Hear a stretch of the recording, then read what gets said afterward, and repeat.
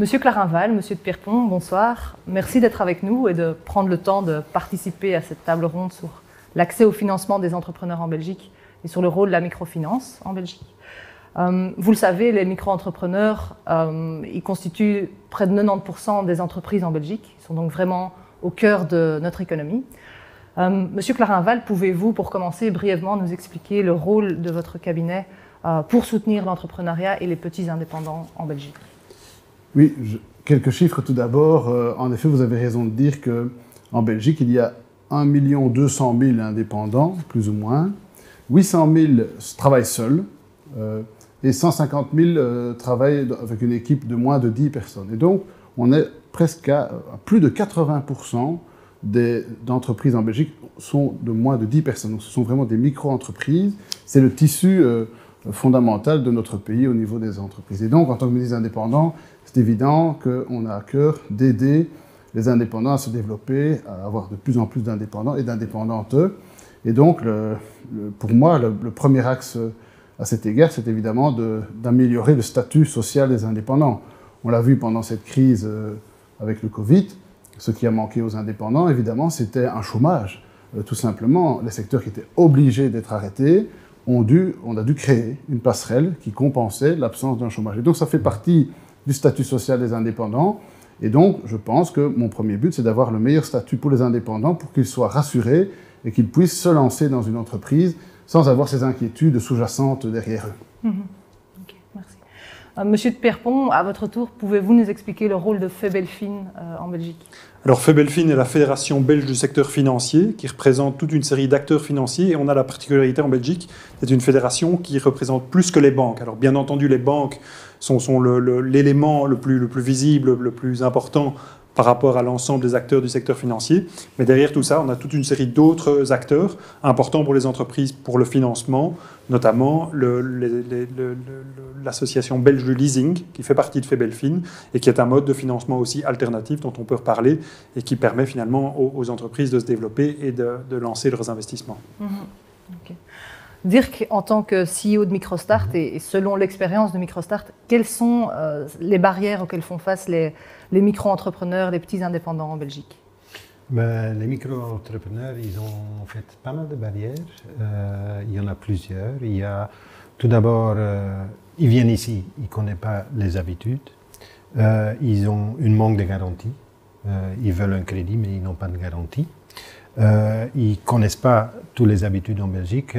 Pour vous donner un exemple, quelqu'un qui a un petit business chez lui, dans un autre pays, il fait son business à la coin d'une rue et honnêtement, il ne connaît pas toutes les législations TVA, toutes les inscriptions, tout ce qui est administratif. Ils viennent ici et la seule chose qu'ils veulent faire, c'est démarrer un business.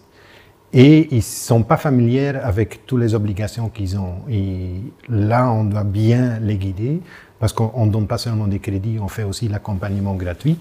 Et l'accompagnement gratuit, c'est plutôt aider les clients à se mettre en ordre ici. Parce qu'en Belgique, OK, on peut avoir un business qui tourne d'une façon fantastique. Si on n'est pas en ordre administrativement, mais on n'arrive nulle part. Je pense que ça, c'est très important. Tout à fait. Il y a évidemment aussi la barrière de l'accès au financement. Tout à fait. Tu l'as dit, des manques de garantie. Oui, et en fait, il y a plusieurs choses là-dedans.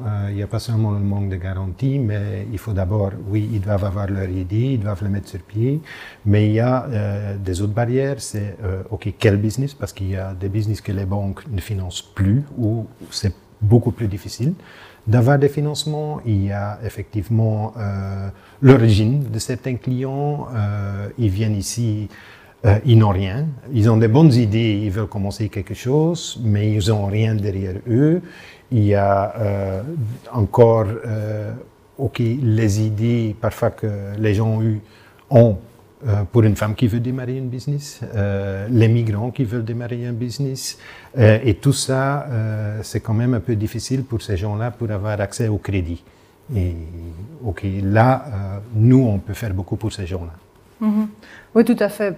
Selon plusieurs études, notamment l'UCM, Uniso, etc., plus de 60% des entrepreneurs expriment rencontrer des difficultés pour avoir accès au crédit bancaire, et 80% d'entre eux déclarent ne pas avoir été informés des alternatives au financement bancaire.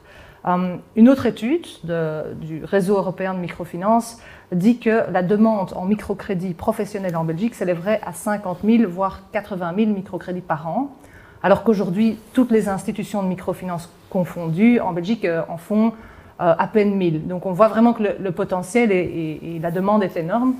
Mais c'est clair, MicroStart manque encore de visibilité et je pense qu'une meilleure réorientation vers MicroStart pourrait aider à répondre à la demande et à trouver une solution au problème de l'accès au financement. Aujourd'hui, quand on regarde dans nos chiffres, les clients qui qui ont été réorientés via leur banque, c'est que 4% des clients de MicroStart. Nos voisins aux Pays-Bas, on voit que chaque refus bancaire est automatiquement transféré vers Credit, qui est notre équivalent aux Pays-Bas. Et donc, voilà, Monsieur de Pierrepont, est-ce que vous pensez qu'un système est réalisable en Belgique avec les banques belges? Je pense qu'on doit continuer à finalement partager, échanger, comme on le fait aujourd'hui, et à montrer qu'à côté du crédit bancaire classique, et on l'a évoqué, le crédit bancaire, il n'est pas accessible nécessairement à tout le monde, et certainement pour un starter qui n'a pas d'historique. Pour un banquier, ce sera toujours très difficile de pouvoir évaluer finalement les perspectives d'un projet, d'un entrepreneur, d'idées pour lesquelles on n'a pas 2, 3, 5 ans en arrière un chiffre d'affaires. Et pour la banque, il y a un cadre légal aussi qui impose de tenir compte dans l'évaluation de la capacité de remboursement. Et si on manque finalement d'outils pour évaluer cette capacité de remboursement, effectivement, le banquier devra refuser légalement le prêt qui est demandé. Maintenant, soulignons que le crédit en Belgique pour les entreprises tourne bien. On a un taux de refus qui est vraiment au plus bas. Et on a traversé une période très difficile en accompagnant les entreprises avec des moratoires automatiques dès qu'on avait un impact du coronavirus. Je pense qu'on a fait du très bon travail. Le ministre Clarinval a souligné les interventions publiques. Il faut savoir que le secteur bancaire était là aussi pour accompagner les entreprises. Mais c'est clair que par rapport à l'avenir et par rapport à l'importance que jouent les PME dans notre économie, parce que ces PME sont aussi il y a tout un tissu, un système avec les grandes entreprises. Les PME sont sous-traitantes des plus grandes entreprises. Donc on a vraiment un système où on a intérêt tous à collaborer. Et dans la diversité finalement des outils financiers, et en particulier pour aider les indépendants, les starters à se lancer, à développer leur entreprise, je pense que chaque outil est utile. MicroStart fait du très bon boulot, je pense. On est habitué déjà peut-être plus à travailler avec les instruments publics, les instruments des 3 régions, qui aident aussi à accompagner au démarrage des entreprises et au développement de ces entreprises avec des garanties publiques. Tout ça est complémentaire et il faut le voir comme une trousse à outils finalement. Au plus on a d'outils adaptés à chaque situation, au mieux, je pense, les entreprises pourront se développer et on permettra aux entrepreneurs finalement de se concentrer à leur boulot, qui est de développer leur activité, de chercher des clients, et pas de se tracasser avec des financements, de trouver finalement quel est le bon outil pour le financement, pour le développement de l'activité. Oui, donc vous l'avez dit, nous aussi on est demandeurs d'une meilleure collaboration avec les banques et de vraiment établir des partenariats.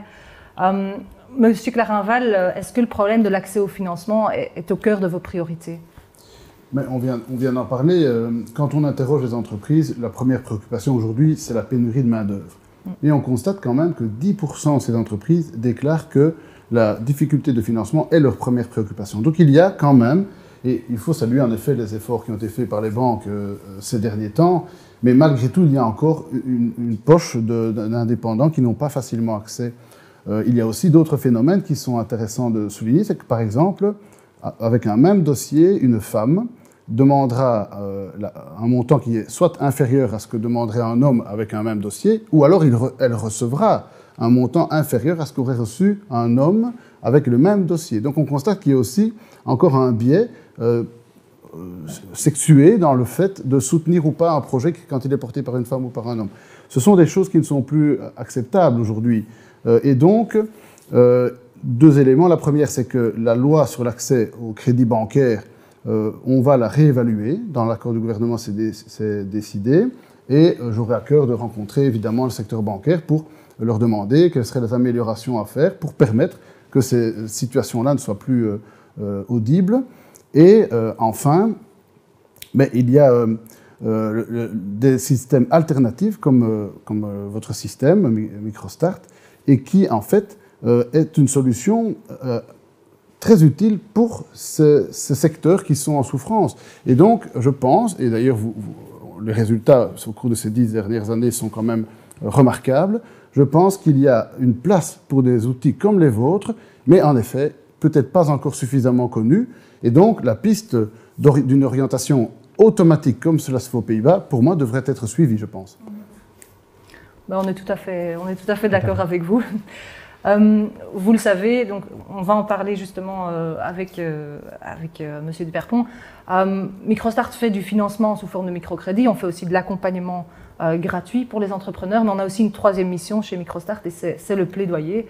Alors dire quelles sont les actions qu'on aimerait voir se réaliser Au niveau de plaidoyer, je pense qu'on vient de vous voir il y a un mois, je pense, où on a eu l'occasion de parler de ça. Je pense que de notre côté, ce qui est très important, on a du boulot à faire nous-mêmes, parce que, comme vous le dites, le microfinance n'est pas assez connu en Belgique et on essaye de faire des efforts là-dessus. Deuxième chose, je pense qu'au niveau des banques, comme vous venez de dire, ça serait bien, si un client ne peut pas avoir un crédit, qu'on encourage ces gens-là de venir dans une institution de microcrédit. Je pense que, à mon avis, c'est plus facile pour quelqu'un dans une agence de dire à un client, écoutez, monsieur, madame, votre crédit, il n'est pas accepté chez nous, bonne journée, au revoir.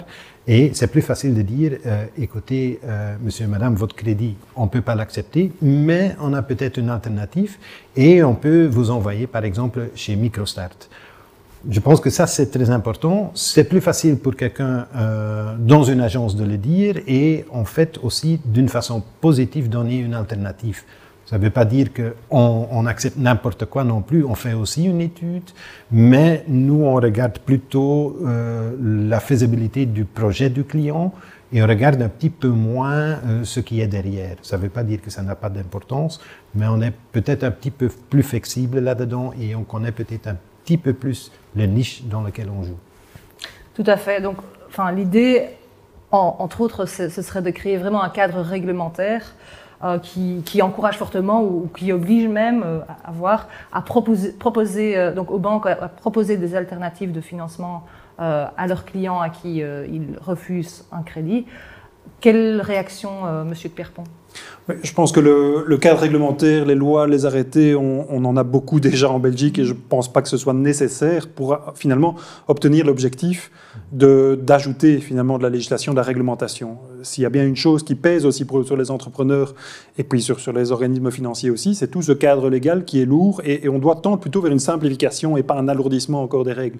Par contre, l'objectif, je pense qu'il faut le soutenir, de se dire, voilà, quand un entrepreneur vient avec un projet, n'a pas ou très peu de fonds propres, et souhaite démarrer avec un financement, quel qu'il soit, il faut qu'on trouve des solutions. Ça peut être une partie de crédit bancaire quand c'est possible, mais il faut qu'on ait des alternatives avec des partenaires publics, avec des partenaires privés. Et là-dessus, je vous rejoins bien entendu de travailler ensemble avec vous, avec d'autres opérateurs, pour justement, finalement, donner des solutions à toutes les personnes qui ont de l'or dans les mains et qui ont des projets qui malheureusement, parfois, aujourd'hui, sont bloqués pour une question d'accès au financement. Pour un peu venir sur ça, on a constaté les derniers mois qu'on a quand même une forte reprise de l'économie. Et chez Microstart, on constate que dans les crédits qu'on donne aujourd'hui, il y a 52% qui sont des crédits pour des starters. Ça veut dire qu'il y a vraiment, vraiment une demande pour ces gens-là. Monsieur Clarinval, pour vous, quel rôle pourrait jouer la microfinance en tant que levier de développement économique et d'intégration ?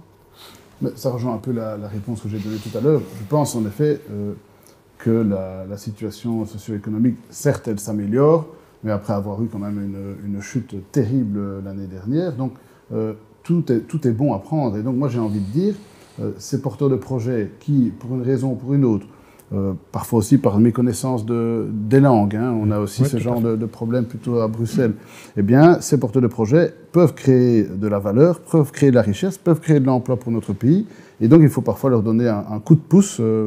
Et donc, comme je le disais tout à l'heure, dans le cadre de la révision de la loi accès au crédit pour les PME, je me propose avec mon collègue des finances, Vincent Van Petegem, d'étudier cette piste d'inciter les banques, ou alors d'obliger les banques à orienter vers des systèmes de microcrédit des porteurs de projets qui, malheureusement, pour des raisons XY, n'ont pas obtenu le financement qu'elles espéraient. Oui. Parce que, bon, on le prouve aussi, l'impact est là. Les entrepreneurs qu'on peut soutenir, ils font du bon boulot et ils nous démontrent que ça marche, MicroStart. En tout cas, merci beaucoup, Monsieur Clarinval, merci, Monsieur de Perpon. Dirk, merci d'avoir été avec nous ce soir. Nous espérons pouvoir donner et continuer à donner l'accès au financement à beaucoup d'entrepreneurs et de petits entrepreneurs en Belgique. Et si possible, évidemment, avec votre soutien aussi bien du secteur bancaire que de votre cabinet. Merci beaucoup. Et bon anniversaire. Merci beaucoup.